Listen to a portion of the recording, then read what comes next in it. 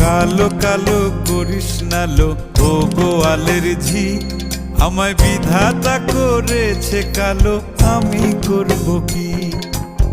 এক কালো যমুনার জল সর্বপ্রাণী খায়, আর এক কালো আমি কৃষ্ণ সকল রাধে চাই।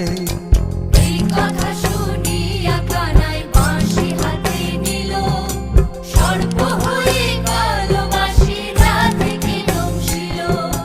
ডান পায়ে দংশিল, রাধের বাম পায়ে ধরিল। মরলাম মরলাম বলে রাধে জমিনে পড়িল।